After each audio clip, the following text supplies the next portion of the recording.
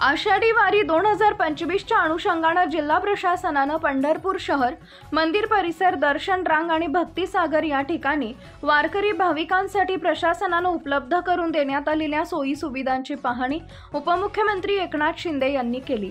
या कालावधीत सर्व पालखी सोहळ्यासमवेत येणारे वारकरी भाविकांना कोणत्याही प्रकारची गैरसोय होणार नाही याबाबत केलेल्या नियोजनाची कार्यक्षमपणे अंमलबजावणी करावी अशा सूचनाही त्यांनी दिल्या।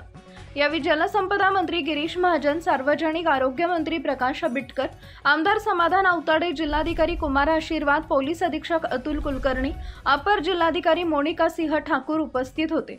उपमुख्यमंत्री एकनाथ शिंदे यांनी भक्तिसागर इथं प्रशासनानं वारकरी भाविक यांच्यासाठी उपलब्ध केलेल्या सोयी सुविधांची पाहणी करण्यासाठी बुलेटवरून आले। येथील आपत्कालीन दक्षता व प्रतिसाद केंद्राला भेट देऊन तिथं ICU मध्ये असलेल्या रुग्णांशी संवाद साधून त्यांच्या प्रकृतीची विचारपूस केली।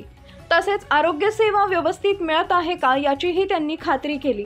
पोलीस विभागाने वारी कालावधीत ड्रोनद्वारे गर्दी व वाहतुकीवर नियंत्रण ठेवण्यासाठी नव्याने खरेदी केलेल्या ड्रोनची पाहणी करून उद्घाटनही उपमुख्यमंत्री शिंदे यांनी केले।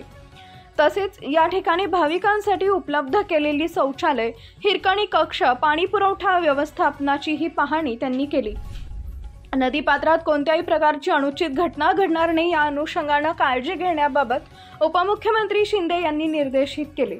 तसेच पत्राशेड इथं असलेल्या दर्शन रांगेची पाहणीही त्यांनी केली। तसेच दर्शन रांगेतील भाविकांशी संवाद साधून दर्शन रांगेत उपलब्ध करून देण्यात आलेल्या सुविधांविषयी माहिती त्यांनी घेतली। प्रारंभी जिल्हाधिकारी कुमार आशीर्वाद यांनी आषाढी वारी 2025 मध्ये जिल्हा प्रशासनाच्या वतीने पालखी मार्ग, पंढरपूर शहर, भक्तिसागर, पत्राशेड, वाखरी तळ इथं उपलब्ध करून देण्यात आलेल्या सोयी सुविधांची सविस्तर माहिती दिली।